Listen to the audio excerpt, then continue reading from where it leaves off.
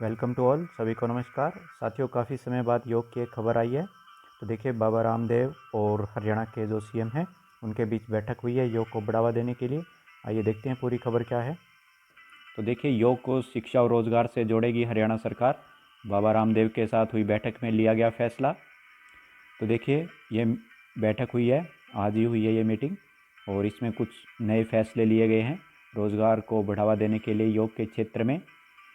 तो देखिए क्या है पूरी खबर। हरियाणा की मनोहर लाल खट्टर सरकार योग को शिक्षा और रोजगार का जरिया बनाकर घर घर पहुंचाने के लिए योग गुरु बाबा रामदेव के साथ मिलकर बड़ा कदम उठाने जा रही है।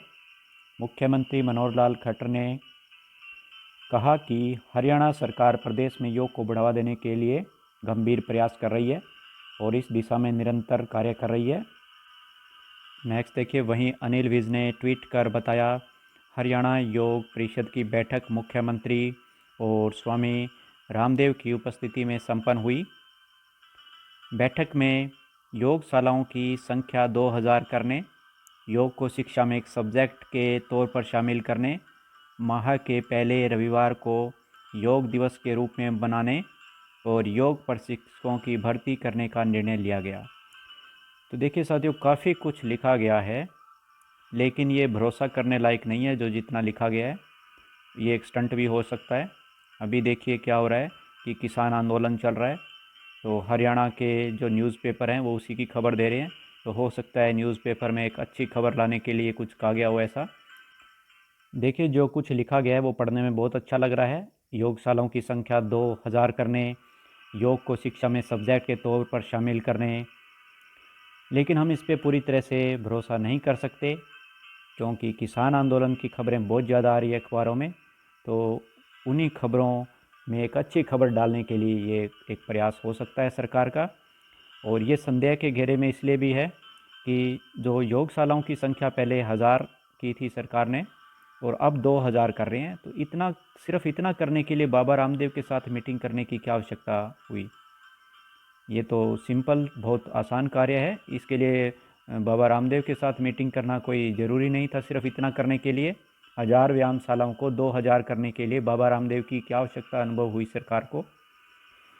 और योग को शिक्षा में एक सब्जेक्ट के तौर पर शामिल करने, तो ये यहाँ पे बहुत ज़्यादा संदेह हो रहा है इस पर, क्योंकि सरकार की कोई मंशा नहीं है योग को शिक्षा में एक सब्जेक्ट के तौर पर शामिल करने के लिए। अभी थोड़े दिन पहले ही पीटीआई को ट्रेनिंग दी गई है कि जब भी अनुभव हो, शिक्षा देने की इच्छा हो तो दे दिया करो योग की बच्चों को। तो ये बार बार ये जो झूठ लिखा जा रहा है न्यूज़पेपर में, ये हम पिछले 6 वर्षों से देख रहे हैं। तो ना नई शिक्षा नीति में कहीं कंपलसरी किया गया है योग को शिक्षा में, तो ऐसा नहीं लग रहा कि कुछ हो पाएगा योग को शिक्षा में सब्जेक्ट के तौर पर शामिल करने का जो लिखा गया है, तो ऐसा तो शायद ही संभव हो पाए। हरियाणा के मिनिस्टर अनिल विज जी ने भी ट्वीट पे जानकारी दी है। हरियाणा योग परिषद की मीटिंग मुख्यमंत्री जी व स्वामी रामदेव जी की उपस्थिति में संपन्न हुई। बैठक में योगशालाओं की संख्या 2000 करने, योग को शिक्षा में एक सब्जेक्ट के तौर पर शामिल करने, माह के पहले रविवार को योग दिवस के रूप में मनाने। तो यहाँ योग दिवस की कमी खल रही थी, तो अब माह के पहले रविवार को भी योग दिवस मनाया जाएगा। वह योग प्रशिक्षकों की भर्ती करने का निर्णय लिया गया है। तो साथियों, योग दिवस हम पहले से मना रहे हैं 21 जून को, और वहाँ पे हर साल 13 से 15 करोड़ रुपए खर्च भी करते हैं। तो यहाँ एक और योग दिवस मनाया जाएगा माह के पहले रविवार को हरियाणा में। नेक्स्ट देखिए, हरियाणा में योग शिक्षा के लिए 1000 आयुष सहायकों की नियुक्ति को मंजूरी। बीते माह मुख्यमंत्री मनोहर लाल खट्टर ने कहा था कि प्रदेश में स्कूलों में योग शिक्षा को बढ़ावा देने के लिए 1000 आयुष सहायकों के पदों की स्वीकृति दी गई है। इसके अलावा प्रदेश में अब तक 560 व्यायामशालाएँ स्थापित की गई हैं तथा 600 और स्थापित की जाएंगी। तो साथियों, खबर हम सुनते रहते हैं ऐसी, और न्यूज़पेपर में आती रहती है, लेकिन यह तो समय ही बताएगा कि सरकार क्या करेगी इस विषय में, कितने रोज़गार के अवसर क्रिएट करेगी। नेक्स्ट देखिए क्या लिखा है। हर व्यक्ति के जीवन में योग का महत्व बढ़ाया जाए।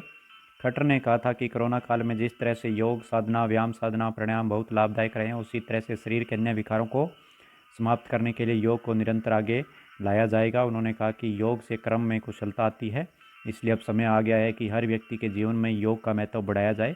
तो साथियों, एकदम से ये जो योग के प्रति प्रेम उमड़ा है हरियाणा सरकार का, तो इसके पीछे क्या मंशा हो सकती है? अष्टांग योग विद्या मन, आत्मा और शरीर को जोड़कर जो क्रिया प्रतिक्रिया देती है उसे योग साधना कहा गया है। उन्होंने कहा कि संयुक्त राष्ट्र संघ ने योग को मान्यता दी है और आज विश्व के 200 देश योग को अपना रहे हैं। यही कारण है कि योग आज विश्व विख्यात हो चुका है। स्वयं सहनशीलता योग से ही संभव। मुख्यमंत्री ने कहा था कि योग मनुष्य को शारीरिक और मानसिक रूप से स्वस्थ रखने में सहायक है। प्राचीन काल में गुरुकुल में जब शिक्षा प्रदान की जाती थी तो शिक्षक और बच्चे हर तरह से योग में परंपरागत होते थे और इसे आगे बढ़ाते थे। योग के माध्यम से ही जीवन के तनाव और चिंताओं से पार पाया जा सकता है, क्योंकि स्वयं सहनशीलता योग के कारण ही संभव है। उन्होंने कहा कि योग से संबंधित प्रतियोगिताएं खंड स्तर से लेकर राज्य स्तर तक आयोजित की जाएंगी। योग से कर्म में कुशलता आती है और मन स्थिर होता है। योग करने वाले को योगी भी कहा गया है। अब समय आ गया कि हर व्यक्ति योगी बने और इस साधना को आगे बढ़ाए। तो देखिए साथियों, खबर में काफ़ी कुछ लिखा गया है, लेकिन बात आती है कि ग्राउंड लेवल पे क्या काम हो रहा है। ग्राउंड लेवल पे अभी हम 6 वर्ष हो गए देखते हुए, कोई खास कार्य नहीं हुआ। व्यायामशालाएँ तो बन गई है, लेकिन उनमें जो योग प्रशिक्षक हैं वो नहीं हैं। तो उनमें व्यायामशालाओं में अभी आवारा पशु बैठते हैं और जो जुआ खेलने वाले हैं वो वहाँ पे जुआ खेलते हैं। तो ये व्यायामशालाओं का हाल है। तो अभी तक योग के क्षेत्र में सरकार का कार्य सराहनीय नहीं रहा है। तो अब भविष्य में देखते हैं क्या रहेगा। So this was the today's information. Thank you.